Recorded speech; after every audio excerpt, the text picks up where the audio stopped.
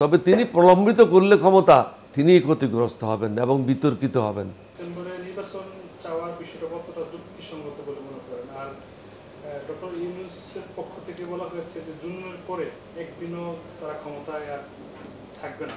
ওটা যদি হয়, না জুন পর্যন্ত যদি ক্ষমতায় থাকে, ওটা আবার দেশের জন্য কতটা ক্ষতিকর বলে আপনি মনে করেন? সমগ্র জাতিকে বা ডক্টর ইউনূস সাহেবকে এটা বুঝতে হবে, আলটিমেটলি দেশ পরিচালনা করবে রাজনীতিবিদেরা।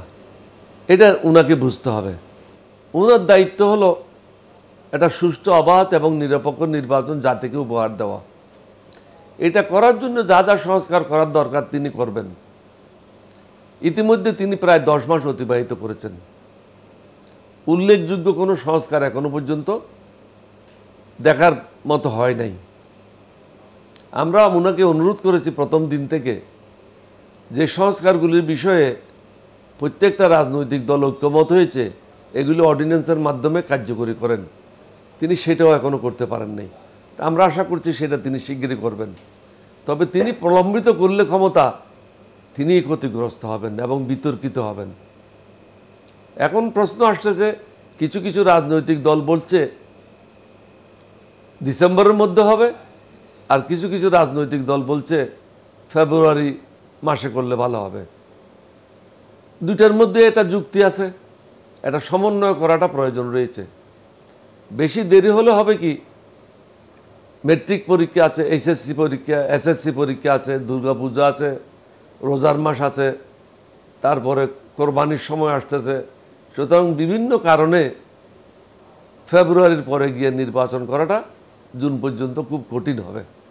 সুতরাং তাকে হয়তো ডিসেম্বরে নির্বাচন দিতে হবে অথবা ফেব্রুয়ারি মাসে নির্বাচন করতে হবে। এটার একটা সমন্বয় করাটা প্রয়োজনীয়তা রয়েছে। এটা নিয়ে যদি আমরা ঝগড়াঝাটিতে লিপ্ত হয়ে যাই, দেশে একটা অশান্ত পরিবেশ সৃষ্টি হবে।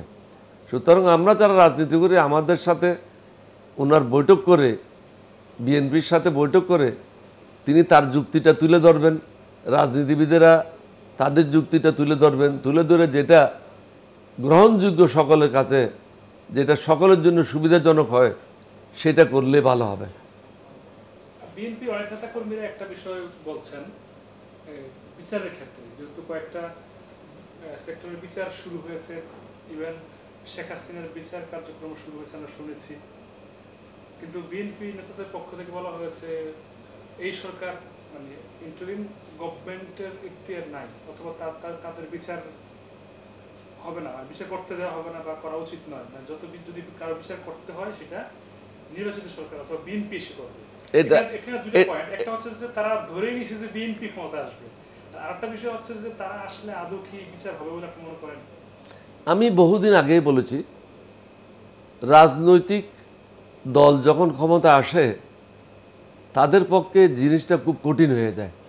কারণ কারো আত্মীয় বাইর হবে, কারো শালা বাইর হবে, কারো ভগ্নিপতি বাইর হবে, কারো ফুফা হবে, কারো মামা হবে, এভাবে অনেকে পার পেয়ে যেতে পারে। কিন্তু তত্ত্বাবধায়ক সরকারের আমরা তাদেরকে বলেছি যে মূল কাজটা আপনাদের সময় আপনারা করে যান, অন্তত আর কিছু হোক না হোক চার্জশিটটা দিয়ে কার্যক্রমগুলি শুরু করা যাক পুরোদমে। তাহলে নির্বাচিত সরকার আসলো এটা আর কিছু করতে পারবে না। কিন্তু ডক্টর ইউনূস সাহেব, আমি জানি না কী কারণে, তার সাথে কি ভারতের এজেন্ট রয়েছে কি আছে আমি জানি না, এটাতে খুব তারা বিলম্ব করছে। এটা বিলম্ব করা উচিত হয় নাই।